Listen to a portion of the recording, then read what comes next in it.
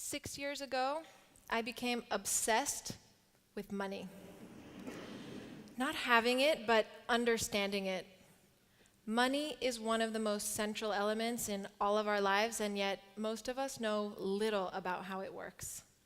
It seemed to me you could trace almost every problem in society back to money or the lack of it. The aha moment happened for me on a typical sunny day in Palo Alto, where I grew up.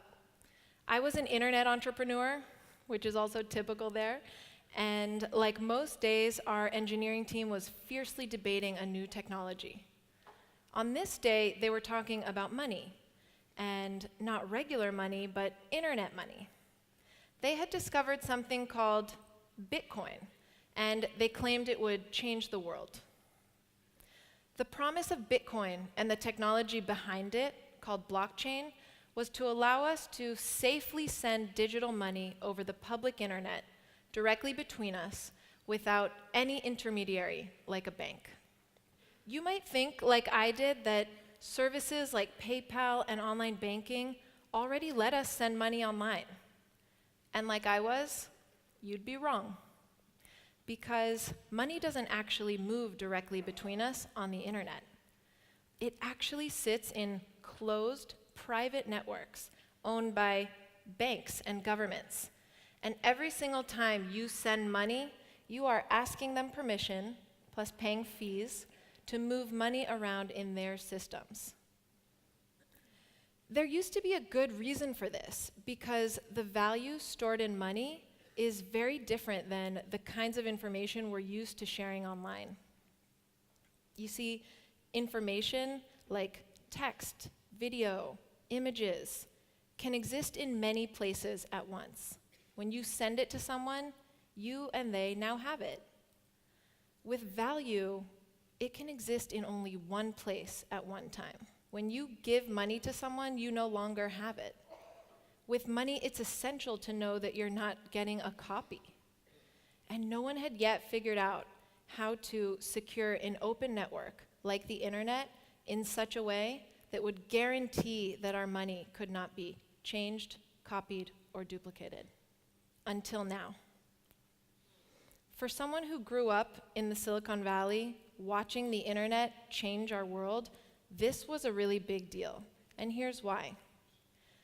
Think about how information moved before the internet. You needed to ask permission of a newspaper or a cable station in order to broadcast your opinion. The internet let anyone share any idea instantly and cheaply directly between us. And the information revolution completely changed our society.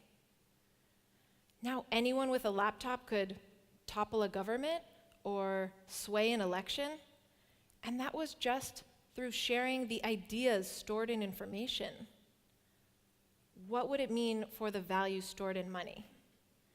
This new technology, blockchain, was creating an internet of money that would allow us to transact freely directly between us without asking permission or paying gatekeepers.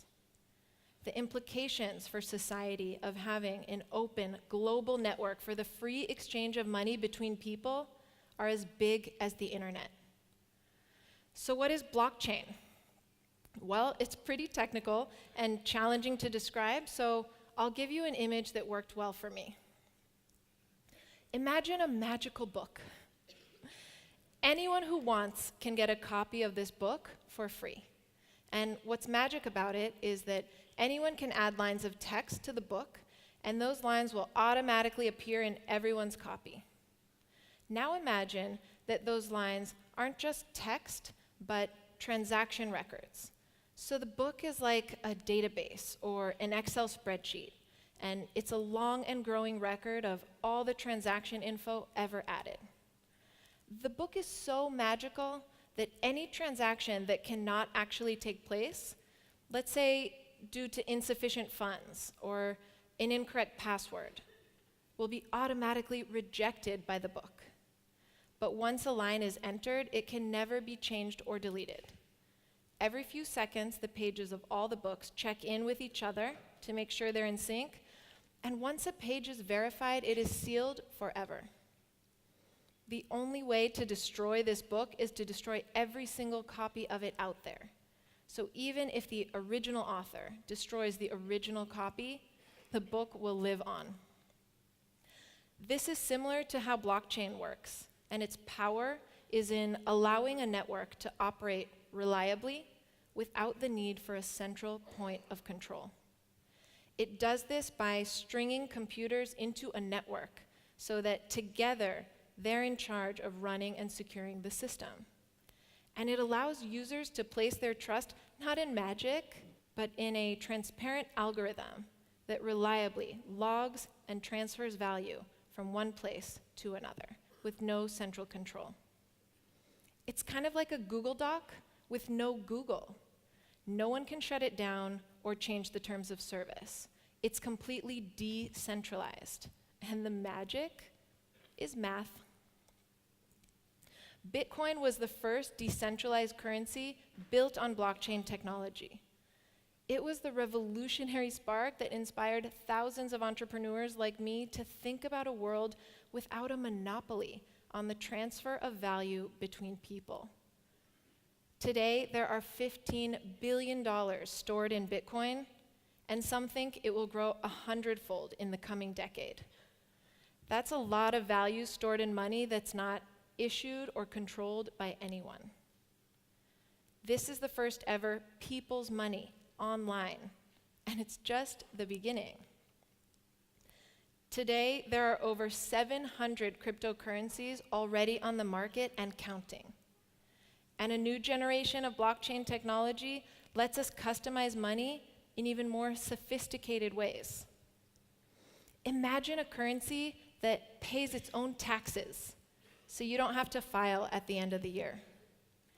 Imagine a currency that automatically gives discounts to certain citizens at the moment of purchase, so veterans or seniors wouldn't have to chase down their benefits. What if Tel Aviv could issue its own currency to people who are helping make the city better in creative ways? And you could use that money anywhere. A few years ago, my team and I tested this concept by creating our own local currencies. One of our most successful projects was called Lev Market, and it let mothers here in Israel use a currency called hearts to purchase goods and services from each other in a trusted marketplace. Within a year, we saw over $10 million worth of commerce in this community. Moms were selling recycled toys and offering lessons, baking beautiful handmade birthday cakes, all in hearts. These moms had a ton of potential to share with each other, and yet, before they had hearts, few of them had any shekels spare to cooperate. In Lev Market, they could earn hearts for positive actions that made sense for their community, like volunteering in schools. It was like a pinpoint expansion of their money supply, and it created real abundance for these families. Blockchain will let local currencies like hearts flourish all over the world. We can create a much smarter money supply, money that's custom made to meet our changing and diverse needs, money that catches up to the complexity of our modern economy and that reflects our modern values. And blockchain goes further than money. Remember how we said that its power is in allowing a network to operate reliably without a central point of control? Think about the other services in our lives beyond money that are also controlled centrally. What would a social network look like without a company in the center, keeping all the profit that's generated from our content and comments? What would a news network look like without a media company in the center, beholden to shareholders and politicians? What would a digital cloud look like without servers in the center, but only all of our computers strung together? These projects and so many more are already underway on the blockchain, and they fundamentally change how we pool and share our resources. Blockchain decentralizes control. which helps us shift society from a pyramid with limited room at the top to a web with more access to opportunity and more consensus on what is valuable. Economic freedom is the next great challenge of our time, and we'll call it the value revolution. Thank you.